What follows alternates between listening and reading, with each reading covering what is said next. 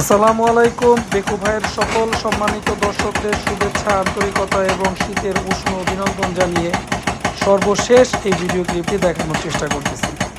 দর্শক দেখতে পাচ্ছেন আমরা এই Abdul Monem sugar refinery limited এবং আবুল খায়ের গ্রুপের যৌথ প্রযোজিত এই চিনি ফ্যাক্টরিতে আমরা এই রাস্তাটাকে ভাঙার জন্য আমাদের এক্সকেভেটরের এই 0.7 গাড়িটা দিয়ে প্রতিনিয়ত হ্যামারিং করে যাচ্ছি।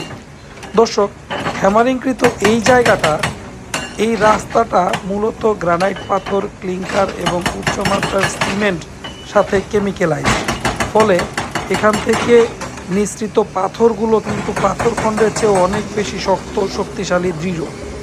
এবং এই জায়গায় কাজ করার অভিজ্ঞতাটা কিন্তু অন্য সমস্ত জায়গায় বিগত দিনে কাজ করার চেয়ে সামান্য হলেও ব্যতিক্রম।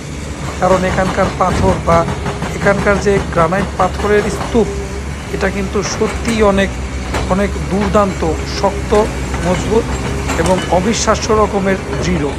তো যাই হোক দর্শক, দেখতে পাচ্ছেন বেকু ভাইয়ের টিমের বাকি স্টাফও তারা তাদের যথাযথ জায়গায় কিন্তু নিরবিচ্ছিন্নভাবে কাজ করে যাচ্ছে এবং কাজ যথেষ্ট গতিতে আগাচ্ছে আলহামদুলিল্লাহ। তবে প্রত্যাশার চেয়ে এই মুহূর্তে যুদ্ধটা কিন্তু একটু বেশি, অর্থাৎ আমাদের এই জায়গাটায় রাস্তাটা যেহেতু 1 ফুট পুরু এবং এই 105 মিটার লম্বা দূরত্ব অতিক্রম করতে আমাদের এই এক্সকেভেটরের জন্য যথেষ্ট বেগ পাওয়ার একটা পরিবেশ কিন্তু অলরেডি দেখা যাচ্ছে।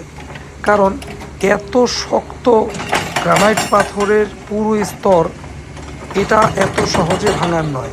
তবে আলহামদুলিল্লাহ বেকু ভাইয়ের নিরবিচ্ছিন্ন কর্মী এবং বেকু ভাইয়ের অনেক বেশি দক্ষ কার্যক্রমের কাছে অবশ্যই কাজটা অনেক সুন্দরভাবে সম্পন্ন হতে যাচ্ছে ইনশাআল্লাহ। স্ক্রিনে দেখানো নাম্বারে যোগাযোগ করবেন, পৌঁছে যাবে বেকু ভাই টিম। আসসালামু আলাইকুম।